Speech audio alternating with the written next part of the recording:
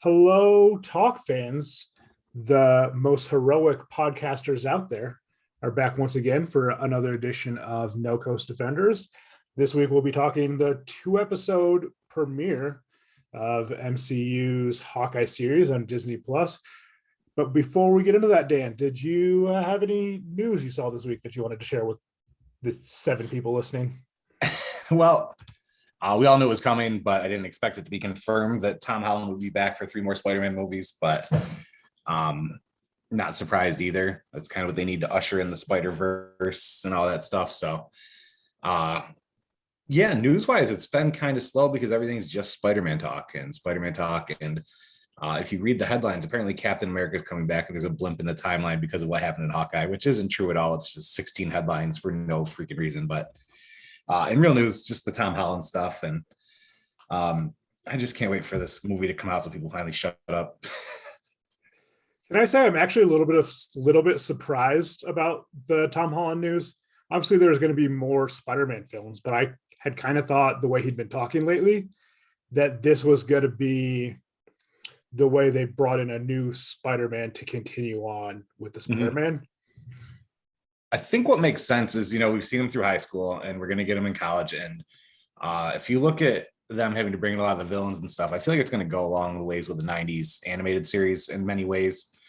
And so we're going to have him get through college. And I imagine his last year of college will be kind of like passing of the baton. He goes off to hopefully do the tech stuff and, actually the brain Peter Parker, and just pops in and out. He said something interesting a couple weeks ago where, was it 3 years ago? He's like, I could do this forever. And then he said, I can't really see doing this past 30, but I'm always down to come back and visit. So maybe a mentor figure, we are having many, many young characters coming in over the next few years. And so him serving as a grown-up mentor and watching him grow up might actually serve them really well for the future projects. Yeah, I don't disagree. And following that animated series is a good choice if you kind of like, let's basically plot around this series that 90s kids loved. That's not a bad option. I didn't expect him to be leaving the MCU, but I didn't think he'd want to be starring in these movies anymore because, at this point, it's been a quarter of his life. But yeah, at the same time, reviews for his other stuff aren't that great, and I don't think it's his fault since I haven't watched them. So maybe he's just going to collect them checks and then he can just do passion projects. Well, if you think about it, though, 3 more projects is kind of the equivalent of like 10 more years for him, which is wild when you get, like, if you think about an MCU time, because 3 more projects, but we've already got this slate of how many upcoming projects. And so that's why I'm wondering if, okay, we have 3 more films and Sony and Marvel are on that film to film deal. So now they have 3 total. And I'm just kind of wondering if it's solo Spidey or team up Spidey. And that could be very different for him, where he could do a lot of other stuff on the side. And I'm curious to see, especially with that 3rd one in the second trilogy, if that's going to be a him movie or a kind of team up send off.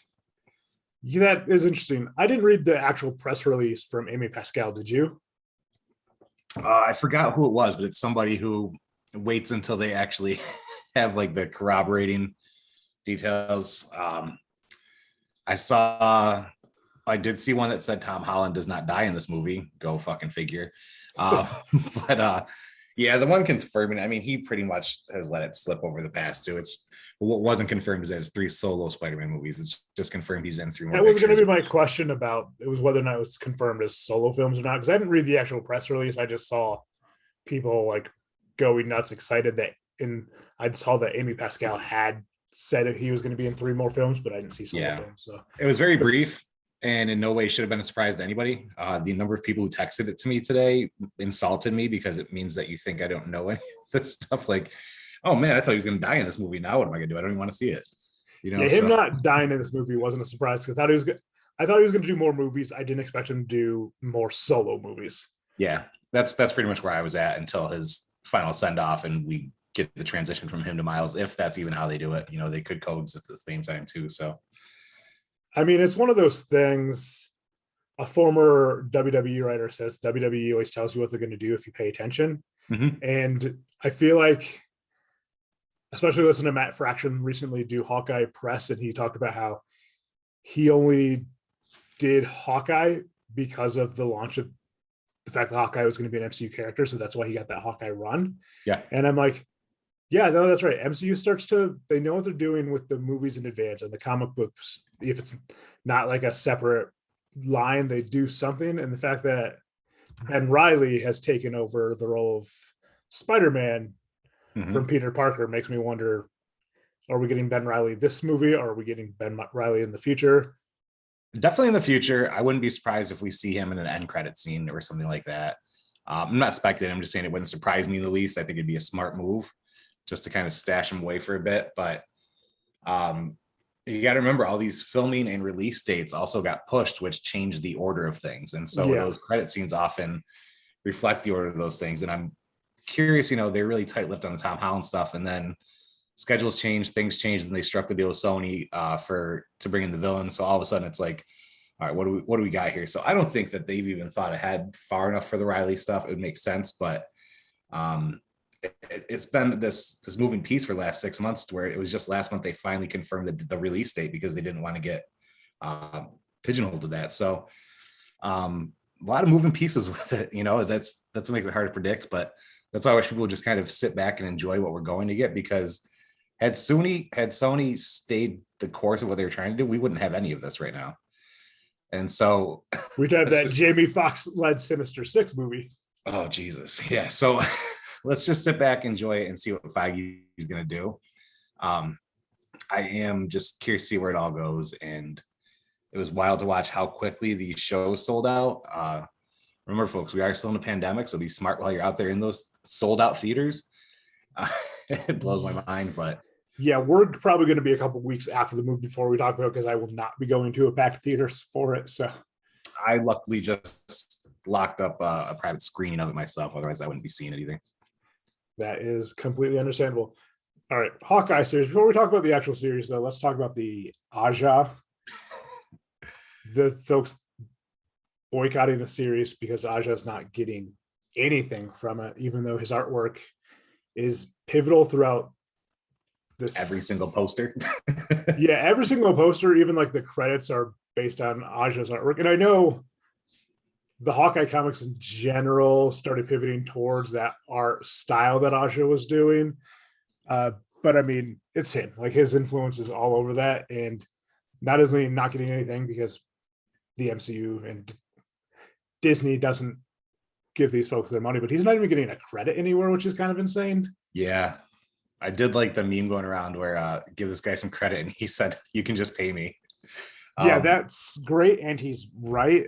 And I mean, it's something I know Neil Gaiman's part of an organization for a lot of the indie comic book writers, as their work is getting used. Like, those indie creators are not getting paid necessarily. And I love that they're unionizing now, because I mean, this is exactly what happens. You do all this stuff. It was in anticipation for the movies. You can't say it wasn't. He gave us the version of Hawkeye that we have. And without him bringing that to life, our show would look very different. Hawkeye and the MCU would look very different. And,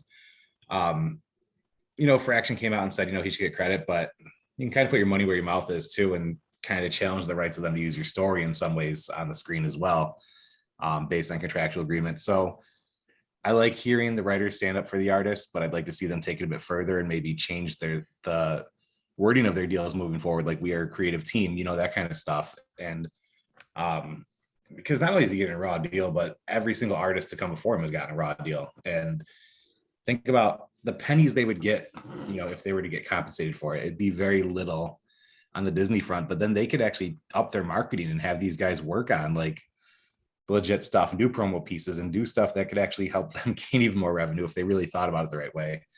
But all these artists just have really gotten the shaft this whole time. I know you and I have talked about it. I've been very vocal about it from the beginning when I started noticing different stuff from the comics. And so I'm interested to see if people getting behind him supports this. Now, I will also say, boycotting it doesn't help him any. Disney Plus already got their yearly subscriptions. They're good. So you can enjoy the show and, in some ways support him, because then you can see the parallels between the art and even some of the scenes in the show and kind of drive your point home even more, where his stills, his panels led to certain scenes, and so you can use that as more justification. So don't boycott it, use it as a source to cite. Yeah, exactly. Well, I'm curious, are the writers even getting paid? I They don't get think they're credited, getting, but they don't get they paid. get credited, they're not getting paid, Yeah. but they're, I mean, Fraction's getting paid, but it's because he's, He's on the actual yeah, staff. he's a consultant producer, so he'd read all the scripts, which is, I always think, because I don't know if I've ever talked to you about this, but I won't watch anything based on an Alan Moore work. Oh, really? I know Alan Moore does not want his work to be adapted, but he agrees to it and signs over the royalties to Dave Gibbons. Hmm. So like I think that's wonderful for Moore, like for being kind of a wacky lunatic that Moore is. The fact that like the guy I mean, all Moore's greatest work is done with Gibbons as the illustrator. So the fact that he is signing off and allowing his work to do this, so Gibbons gets that paycheck is wonderful. But when I heard that Moore doesn't like any of the adaptations, because especially Watchmen was the big one, because he wanted to tell a story in a way that only a graphic novel could tell a story. Right. So No, that's spot on. you can't turn that into a movie, which I mean, different people have different opinions on that, but I'm just not going to watch it. So, I mean, I wish I didn't watch it, but that's neither here nor there. all right. So let's get into the first two episodes as a whole. What do you think of how the first episode started? I honestly, I had fun with the whole thing. There wasn't a moment where I was like, what are they doing here? I did think it was a cool callback, because part of me was wondering, where does this fit into the universe? And without giving us a whole history of Kate Bishop, they were able to give us a history of Kate Bishop with a few simple scenes, which I thought was really powerful. And to be honest, I didn't know we were getting 2 episodes that day. And so it moved very fast. So I actually can't differentiate between the two, because Zoe and I were watching them. Like, one was over and the second one started. We're just like, well, holy shit, now we need all pizza dog things. So it was, I don't know, how I'm one who's much for brevity and only needing pertinent things. That's all the show is. And I don't know. So yeah, the way it opened was great. I really appreciated a backstory that we were able to get in a matter of a minute. And that was just perfect for me. Yeah, And they we told got, the Kate Bishop origin story with the credits in 3 minutes. yes, and we Using got the Clint's credits is perspective. amazing. Yeah, that's amazing. I mean, if you think about it, he's been that character this whole time, and he's been my, he's my least favorite character we've gotten so far. He spent this whole time where it's just, hey, we need to get an arrow, come on, or we need, some intelligence dude, come on. And we finally got to see something from how he viewed all this from his perspective, and that made me give a little appreciation for him now, because they actually made him a human character, like, a character you can relate to in many ways. Yeah, there's also, I think, the whole Rogers musical number, I think, was amazing. Like, the musical was fun.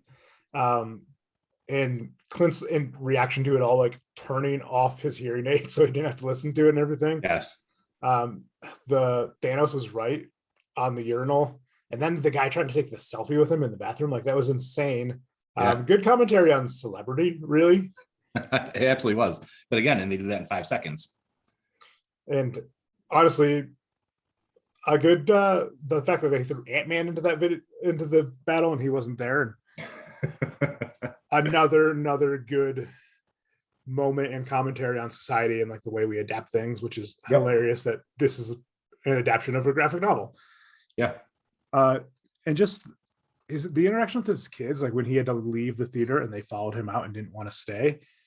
That was just a good moment with Clint Barton father instead of Clint Barton Avenger. Yeah. I think I really appreciated those moments where now it's like he's not even conflicted with like helping the team or not. Now he's doing things for his family, and he's almost ready to just brush everything off and just be the family man. And then all this happens. Yeah, and just really, really well done. I think hilarious how much the older son has grown since we saw him in the last Avengers. But that happens. You can't stop it. Then I think just everything with Kate Bishop in this was pretty perfect. The casting was so on point for this too. I heard a lot of people say like, what are they doing with this? And she's a solid actor to begin with, and every role she's been in has been one that is both sarcastic, smart, and scene stealing. So I really enjoy the casting. I think that I don't know. It's very well done. We had 2 episodes and she was maybe in 10 minutes of it total, but we have a complete picture of her. Yeah. And the fight scenes, I mean, I know, I think it was commented on one of your Facebook comments about oh no, it wasn't. It was completely different. Someone else had mentioned loving it and someone had questioned that first fight scene with Kate Bishop. Like, how was she able to take them off? And I'm like, well, she's got the element of surprise, wearing a suit for a guy who's already screwed with this mafia. And she got lucky quite a few times that they illustrated. I mean, she went to do the Black Widow like role and failed at it. And I thought that was a great moment. And then the next time she meets them, they kick her ass and would have gotten her if Barton doesn't show up. And I think that was a great way to end the episode. Like, hey, she got this moment, but then we saw her really get trounced by this. Yeah, she's a bit in over her head. I saw a commentary on it where, well, look, we get a kick-ass woman and now a man has to come and save her still. That's not the case. You have a teenager trying to, 22-year-old trying to fight crime, just because she's good at archery. That's not at all the case. Well, she was also a black belt at 15. So yes, but it still doesn't turn you into an overnight crime fighter. So yeah, I think that, we need that relationship to bloom so that he can give her some of that stuff that she needs to fall into that role. The underworld isn't just something that you tackle with, some simple arrows. And I don't know. Those comments don't make sense at all. And I feel like they're from people who didn't actually watch it. I like the chemistry between the two of them. And her, I don't know how much you watched it the first time around, but her facial expressions are just so on point. Like to get a sense of what's coming next, I mean, she creates suspense with the looks on her face, just the subtle things. And I think it's really cool. Yeah, the facial expressions are really, really great. I think Renner had some great facial expressions. I think especially when he was LARPing with grills, like that was great. Like the look of annoyance that it started his face, and then that he actually started having fun, and it was kind of a relief. And I was like, that's fitting for Barton in this role. Like, of course, he's annoyed. He's missing his Christmas time with his kids, and he's LARPing in a park. Like, he doesn't want to do it, but he kind of lets go and has a little bit of fun with it, which is nice to see, because you could tell really quickly how much the loss of Natasha is still weighing on him. Yeah. And I thought that was important, especially since we know we're going to get Yelena at some point in the series. So, and it's when you think about the whole LARPing thing, when in reality we've had 24 features on people in costumes doing shit, like it's just kind of funny. And even the dialogue, between him and his fellow LARPers, and just that whole thing about getting the suit back and stuff, that was comedy that we need. This series is very light so far, and it's very necessary. After sitting through the Eternals, which there's a few comedic moments, but that's not at all the purpose of it or the point. And it's nice to have something light and enjoyable that you can kick back. And like my daughter and I, Zoe, we're just watching it. She's having some cereal, and we're just tuning in and enjoying ourselves while it's nice having street level heroes just kicking ass. I completely agree. I know a lot of people were complaining when they gave Hawkeye a family because he couldn't do this run, in their opinion. But honestly, I think the families enhanced this. Yeah. Especially like having reread that run. And then even though none of the series around that run are that great, I've just been reading those. And it's just a reminder of the reason so many people don't like Hawkeye is Clinton Barton's an asshole. Yeah. He's an asshole who can't commit to things. And I think it was nice to see him want to be with his family and have loved always that there's always been that respect, and they both call each other Hawkeye. And but in this series, you don't get weighed down in that they eventually can no longer be partners and equals because Barton's an asshole who routinely destroys his own life. Yeah. Because it just, that doesn't work on the screen. I think everyone loves an anti-hero, but at some point you rewatch the anti-hero stuff and you're like, oh yeah, no, Walter White, you're a jackass. Yeah, the brooding takes over the reality of things quite often. I mean, I love the Shield, but everyone in the Shield that were the people you were watching to root for were god awful people, and it kind of ruins some of the rewatch. You coming after my man Vic Mackey? I mean, I love Vic Mackey. I mean, you know, I'm a huge Walton Goggins fan, so yes, yes. Oh god, that scene still haunts me. Really, yeah. You know, the stuff with the anti-hero and stuff like that, they just made Clint like an emo, brooding, like dickhead, but not even in a way of like Doctor Strange is an asshole, right? Clint's just unenjoyable on the screen, you know, up until this point. So I love the PTSD stuff, you know. I mean, it's so subtle, it's not in your face, but it's very evident. And so I just love that they're finally humanizing this character where he's not just on standby to come blow shit up with an arrow. He's a real human. Yeah. I think the other part I loved about the fact that he has a family is just the conversation with his wife. And the fact that she knows, she's in on everything. She knows what he did as Ronin. She knows who these players are. She even like knows exactly what he's going to do with the catch and release. Like, I think that was a great thing to show, because if you didn't go through the MCU at this point and question how Barton and Natasha were close and what that relationship was exactly, you ask some questions why his wife was so in, and we learned it. We learned because he tells her everything. Yeah. And that's just a brilliant part, because which shows how strong they are, because he doesn't tell anybody anything. Yeah. And they're not telling anyone anything is a very like straight from the comic books thing. That's one of the reasons like he is a destructive comic book character, is because he doesn't let people in. He just pushes the people in his life away. So like him having that something to balance in the show makes him a little more likable character in the show, which is really important if they're going to set it during Christmas time. Well, you know what else really got me was the Christmas music throughout the episodes. You know, like that classic like Home Alone style Christmas music also was a nice touch. Yeah, and one of the directors who directed, I think, 2 or 3 of the episodes in the series and produced, he listened to a mix that Matt Fraction made of all the Christmas songs he wanted in the song. So they permeate into this. Another thing they did is they brought in female to punch up the script, especially the Kate Barton parts, like because she's done work on rebellious teenage women who are vigilantes or fighters. So they punched up Kate Bishop instead of the writing staff they had by bringing in someone who's more familiar with this type of work. Right. And I think that was brilliant and important. And I think we saw in these first 2 episodes how major that was going to be, and the fact that she's got that relatable spunk. Yeah. Oh, without a doubt. I love it. I just our buddy Tim asked me, he shot me a message, said, "What do you think of Hawkeye?" And I just said, "I love it."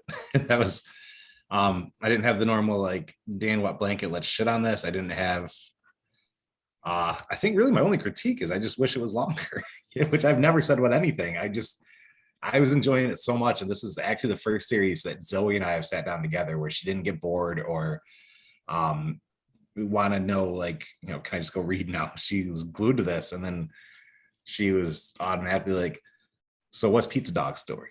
So we got to talk about Lucky, and, you know, we got to just have some fun conversations. And I said, you know, do you want me to get the trades? Because I have like this English. She said, yes, I want to read those. So anybody who's not watching this stuff with your kids and they're at an age where they can read, this can get them really excited to read.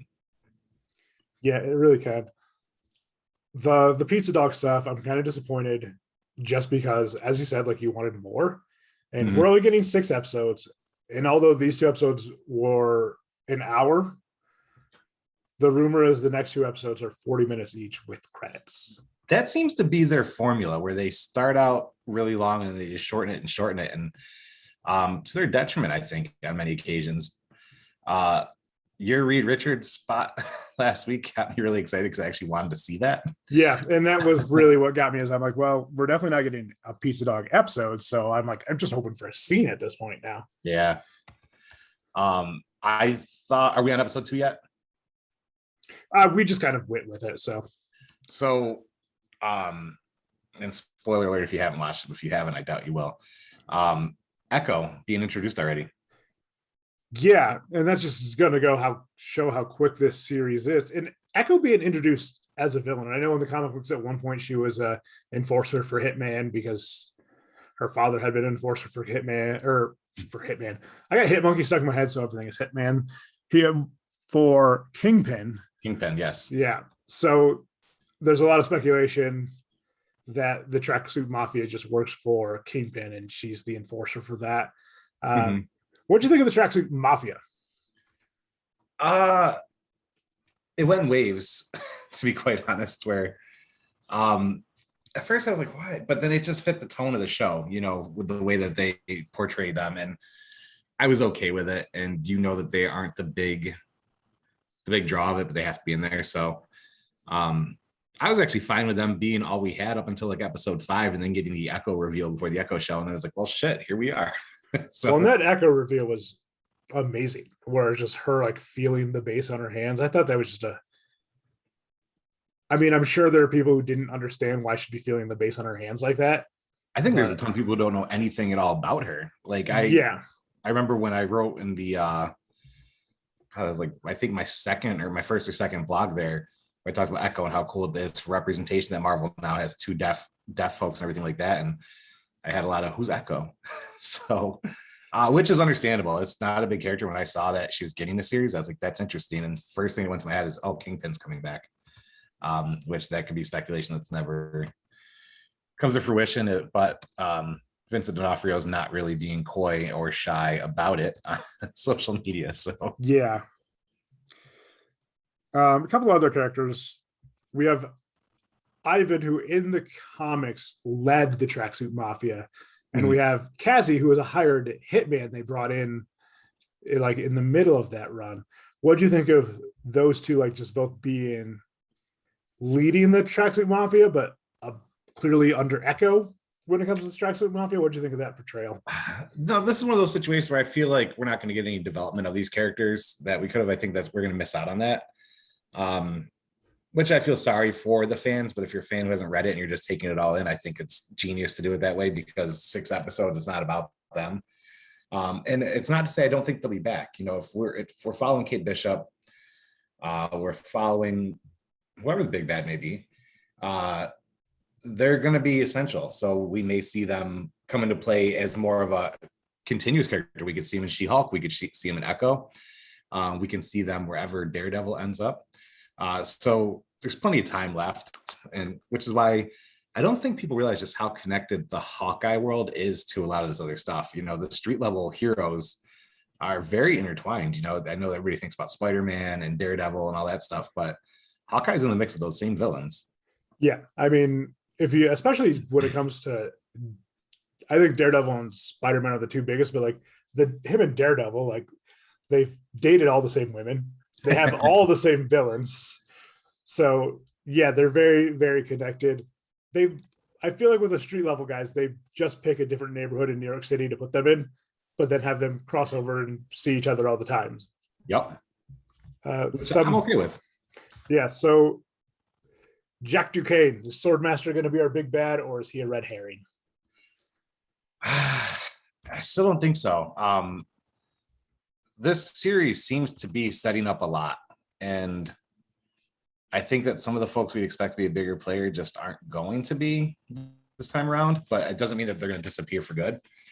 I was reading, who said it? Was it Fraction who said, look at 2 series as one kind of thing, where this is just setting up, Echo basically. So look at this as all one series. When you start thinking about needing more, or who people mean, there's a lot of story left basically, because he got asked what he thought about the 6 episodes and stuff like that. And that was kind of the response. Yeah. And it also feels like it's gonna set up West Coast Avengers too. Yeah, absolutely. There's nothing that distinctly saying this sets up West Coast Defenders yet, but I could believe that we have Jack here as a red herring to make us think he's the big bad, because it really set it up like that he was hiding what a great swordsman he was, Oh yeah. that he gave her the butterscotch from his uncle, like those That are was such a things. boss move. Like he's a better and smarter villain than to just brandish, oh, here's a candy I just took after I killed my uncle. Right. And I'm wondering if part of that, I mean, we know that most folks know, like, even Loki had to get reshot when they decided to do a season 2, which they weren't going to. So I'm wondering if they're kind of stashing a finale in their back pocket that could go either way based on the response to this show, kind of thing, where he could be a much bigger deal in the series if it doesn't look like season 2 is going to get greenlit, or he's an extended character kind of thing.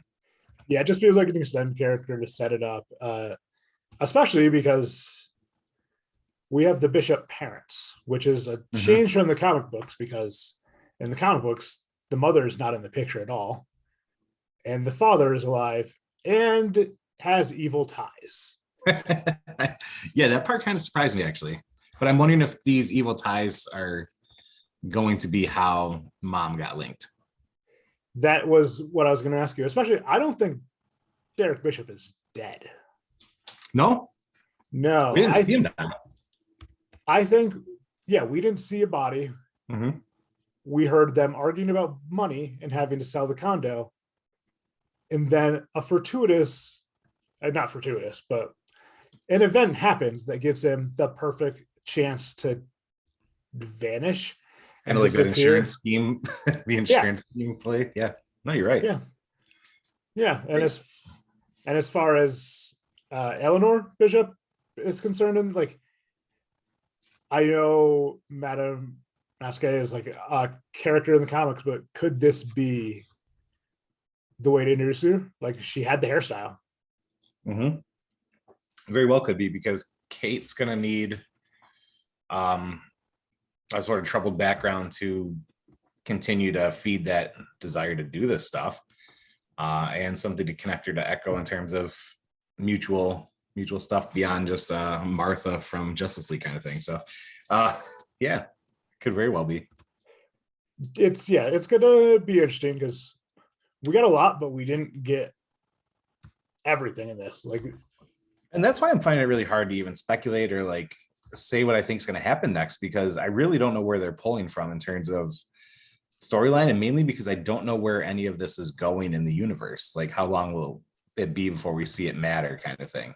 Yeah, they've done a really good job of blending in what everyone loves about the Fraction Run while creating something new that fits in this universe. Even the idea of making Grills a firefighter. Yes. And when he says, "Oh, call me Grills," like, I'm like, "Oh shit, you're gonna die." But it makes sense instead of Grills being a neighbor, because this Hawkeye isn't living in New York City. He can't be a neighbor who's grilling on the roof. I love all the choices they made so far. I mean, I can't critique any of it really. It's awesome to me. Yeah. And as far as like, I'd asked about Ivan and Cassie, I'm happy with this Cassie because he was my least favorite character in the Fraction Run. Mm-hmm. I just didn't like the creepy smile. I didn't like the weird flirtatious thing with him and Kate Bishop. So I'm glad this character doesn't look like he's going to have any of that. And I'm really glad that it's going to be focused on just this building of this relationship. And I don't know, 6 episodes doesn't give you a lot of leeway, especially when you're dropping the time. Yeah, especially when 3 and 4 look like they're going to be the length of 1 or 2. Yeah. So, which I think either 3 or 4, one of those 2 was actually the longest episode in Falcon and Winter Soldier. I think, well, yes, 4. Was that the boat one? Were they on the boat? I think 5 was actually the boat one. Oh, I thought that was long one. Yeah, I don't remember, but I did love that series. It's just amazing how much has happened since then that I've just forgot about it completely. It has been a lot, both in the MCU and life. Yeah. So, was anything else that stood out for you in the series? To be honest, I was just really caught off guard with that ending. Not at all what I was expecting, and I'm just really excited that we're already there. And so it just shows me that there's so much more ahead that like, I don't think guesswork's going to be a thing with this show. I think it's going to be whatever you think's going to happen is going to happen, and boom, here you go. You 100% could be right. I thought the ending is about, like, from the moment Kate falls in to the situation, said, "Oh, I didn't know we were supposed to bring our guns." Like, I thought everything about that was perfect. Here she's got something she thinks, so she's got to go rush out and find Clint because she's decided they're partners. Yeah, she's made that And choice. then she ends up literally falling into it. But at the same time, I don't know how successful Barton's catch and release was going to be. Yeah. Yeah. I think it played out the way it needed to. Yeah. But it just, I think it was good we didn't see the catch and release, though, because you get a question like, oh, is Barton that big of a badass that he was just about to beat 30 people? And, or I think that was like confident and cocky. It's kind of like an homage to Natasha is kind of how I took it, because that is what she would do. And then they would back each other up somehow. So this was like, by chance, his new kind of Natasha was there and bungled it all up. Yeah. I mean, it'd be complete speculation, but is this where we find Yelena? Like, does she break in because she doesn't want the mafia to get Barton? So she's the one who's got to get Barton? Like, there's so many ways these could go. Like, I feel like that's how the next episode is going to start, with just her badassing her way into it. And it's just, everything's just so fast paced. Could be the way to introduce Daredevil as well, since he has a history with Echo. We're seeing him. I don't think it's time yet. Yeah, I agree. There's just so many ways to go with it, though. Yeah. I mean, hell, this could be where you see the Swordmaster in the Swordmaster outfit. Yeah. Did he follow his future stepdaughter and bust in? And it's interesting. I'm excited to see where it goes. I'm kind of sad we only have 4 more episodes. Yeah, I didn't expect to enjoy the show nearly as much as I did. I think so far I've enjoyed it more than any of the other Disney Plus series that we've got. And I think the tone of the show has a lot to do with that. It's been a serious couple years in real life and in the MCU, and it's nice to have something that's much lighter. Yeah, I'm with you. I think especially there's neither main character's brooding. Mm-hmm. And that's what this phase of the MCU has been, is brooding. Yeah. Yeah. And obviously we see the PTSD from Clint, but he's not brooding. No. He's just trying to cope with it as best he can.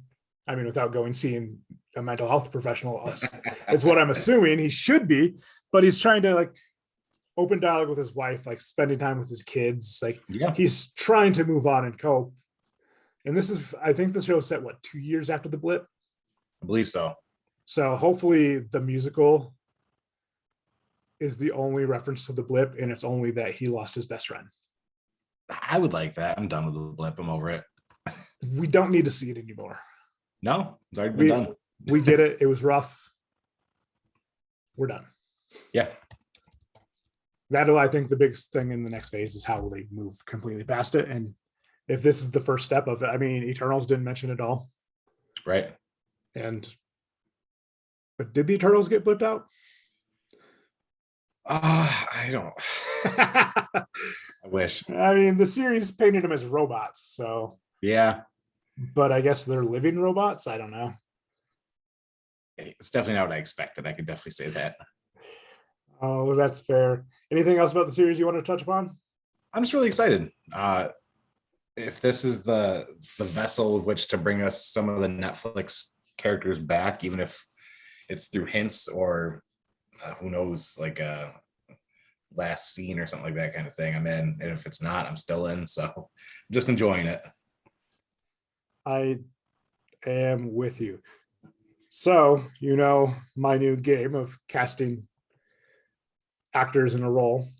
Ours for today has already been mentioned, and it's the wonderful, the glorious, the perfect-haired Walton Goggins. Ooh. So we've had him already. Yes. But that's a tough one. You know what? Shit, haven't played Reed Richards. Funny you should say that, because I've been trying to figure out which evil genius villain from the Fantastic Four I want him to play. I just see his build. I could see Reed Richards plus a little bit older. And I feel like any of the villains, his facial expressions and mannerisms will be lost in the CGI. You know, if you throw him into Doom or something like that. But that's true. He could still chew a scene better than anyone. Yeah, no, I love him. Wizard. I think Wizard, you could CGI his face the least, Yeah. or completely change the appearance and just make it. I could be down with that. Yeah, I want Goggins to be a villain. I think I want him to be a villain, and I want him to just talk way too much. I want him to be Boyd Crowder, just in the Marvel universe. I'll take him anywhere I can get him. I agree. All right, so Hit Monkey, for anyone who hasn't watched it, we will discuss that next week. We both loved it. So if you haven't watched it, it's on Hulu. It's a quick watch. What took you, 2 days, Dan? Yeah, that's only because I had to go to bed. I started it too late the first night. And that's me as well. I actually started it right before we recorded last week. So I had to stop at 2 episodes in, and also had to go to bed because I don't drink much caffeine these days anymore. So staying up late is difficult, but yeah. So maybe like a day and a half, really, we'll call it. So it's a quick watch. It's fun. And I know a series about an animated monkey going around killing people doesn't sound like it's going to have a lot of heart, but there's a lot of heart to it. There really is. And to be honest, it's a character that I really knew very little about going in. I just knew Jason Sudeikis was attached to the project, and here I am just absolutely loving this show. And I told everybody about it, and my friend who recently got COVID, he needed some stuff to binge while he was in quarantine. I told him about it. He finished it in a day and absolutely loved it. So yeah, it was very different in a good way. All right, so we'll talk Hit Monkey after Hawkeye next week. So that way, if you want to hear us just talk Hawkeye, I guess you could turn it off after Hit Monkey. But like, we're gonna have a good time talking about Hit Monkey, and I'm gonna ask you for next week, Dan. What are some other quirky, off the beat characters? We can't say Howard the Duck because we both want to. That you would love to see adapted in something like this, just a quick 1-season show with potential to become more. So, if given now, I'll let you think on it, because I know a show I would love to see that I will definitely share with folks. And it's one I don't think many know exists. I mean, if it's Detective Chimp, that's derivative, because we're going to be talking about Hit Monkey. It is not. I feel like if any DC project you would be down for, though, would be a Detective Chimp, I think. I'd be behind it. Yeah. All right, Dan, thank you so much. This is always a pleasure. Indeed.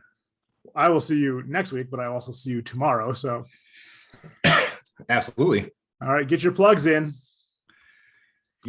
I toysnip.com donated a shit ton of toys to Hospice Patients, our charity, but also everybody who contributed to P4P New York with the blankets.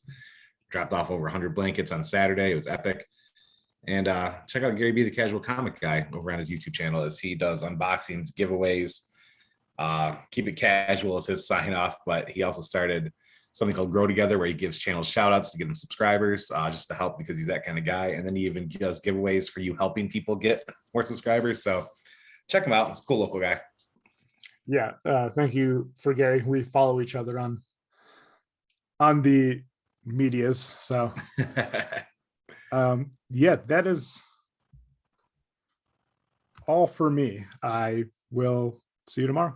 All right, my friend.